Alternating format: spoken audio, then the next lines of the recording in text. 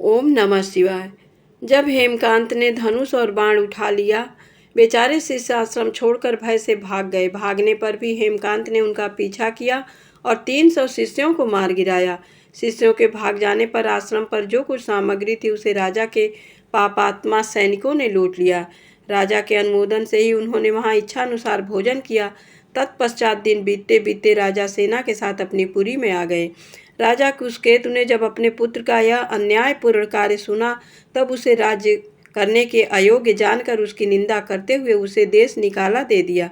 पिता के त्याग देने पर हेमकांत घने वन में चला गया। वहां उसने बहुत वर्षों तक तपस्या किया। इस प्रकार उस दुष्टात्मा के 28 वर्ष व्यतीत हो गए। एक दिन वैशाख मास में जब दोपहर का समय हो रहा था, महामुनि तीर्थ यात्रा के प्रसंग से उस वन में आए।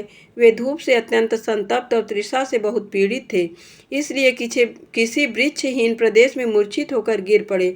दय योग से हेमकांत उधर आ निकला। उसने मुनि को प्यास से पीड़ित, मूर्छित और थका मांदा देख उन पर बड़ी दया की। उसने पलाश के पत्तों से छत्र बनाकर उनके ऊपर आती हुई धूप का निवारण किया। वह स्वयं मुनि के मस्तक पर छाता लगाए खड़ा हुआ और तुम्बी में रखा हुआ जल उनके मुंह में डाला। इस उपचार से मुनि को चेत होश हो आया और उन्होंने छतरी के दिए हुए पत्ते की छाते को लेकर अपनी व्याकुलता दूर की। उनकी इंद्रियों में कुछ शक्ति आई और वे धीरे धीरे किसी गांव में पहुंच गए। उस पुण्य के प्रभाव से हेमकांत की 300 ब्रह्म हत्याएं नष्ट हो गई। इसी समय यमराज के दूत हेमकांत को लेने के लिए वन में आए। उन्होंने उसके प्राण लेने के लिए संग्रहणी रोग, गंभीर रोग पैदा किया। उस समय प्राण छूटने की पीड़ा से छटपटाते हुए हेमकांत ने 3 अत्यंत भयंकर यमदूतों को देखा और वह विष्णु भगवान का स्मरण हो आया।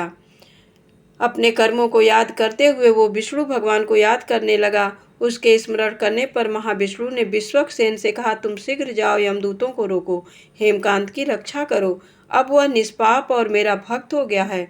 उसे नगर में ले जाकर उसके पिता को सौंप दो। साथ ही मेरे कहने से कुशकेत को यह समझाओ कि तुम्हारे पुत्र ने अपराधी होने पर भी वैशाख मास में छत्र दान करके एक मुनि की रक्षा की है, अतः वह पाप रहित हो गया है।